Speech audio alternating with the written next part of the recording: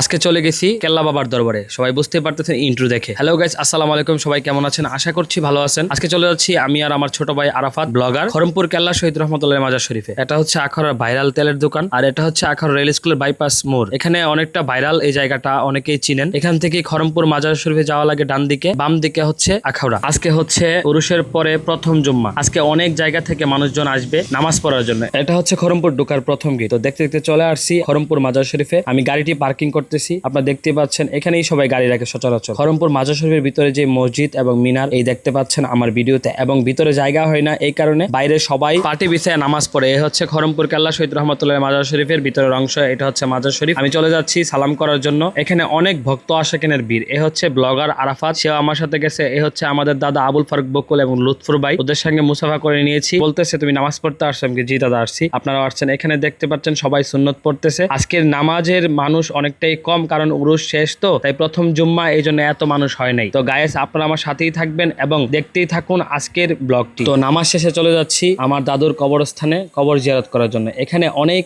মানুষ শায়িত আছে। খড়মপুর কেল্লা শাহ মাজারের সাথে যে কবরস্থানটি রয়েছে, এখানে আমাদের আপনজন এবং আপনাদের আপনজনও রয়েছে। আর আমি জানি এখানে আমার ব্লগটি যারা দেখতে পাচ্ছেন তাদের অনেক আপনজন এই কবরস্থানে শায়িত আছে। যদি থেকে থাকে তাহলে অবশ্যই কমেন্টস করে জানাবেন। এখানে আমার দাদু আজকে 8 মাস হয়েছে পরলোক গমন করেছে। আমার দাদুর জন্য সবাই দোয়া করবেন, আল্লাহ যেন তাকে বেহেশত নসিব করে। এটা দাদুর কবর, আমি গিয়েই পরিষ্কার করি। প্রত্যেক বৃহস্পতিবারে আমি গিয়ে দাদুর কবরটা আগে পরিষ্কার করি। তো পরিষ্কার করে কবর জিয়ারত করে এবং সবকিছু দেখে ওইখান থেকে চলে আসি। তো আশা করছি সবাই আমার দাদুর জন্য দোয়া করবেন, এবং এই কবরস্থানে কারা কারা শায়িত আছে অবশ্যই কমেন্টস করে জানাবেন। অনেক সুন্দর একটি কবরস্থান, এবং এখানে অনেকের আত্মীয় স্বজন এসে সবার জন্য দোয়া করতেছে। আজকের ব্লগ এই পর্যন্তই। সবাই ভালো থাকবেন, এবং আমার ব্লগটি কেমন হয়েছে অবশ্যই কমেন্টস করবেন, এবং আমার ব্লগটি শেয়ার করে পাশে থাকবেন, এবং আমার ব্লগটি কেমন লাগে আপনাদের কাছে অবশ্যই জানাবেন। আজকে এই পর্যন্তই। সবাই ভালো থাকবেন, সুস্থ থাকবেন। খুদা হাফেজ।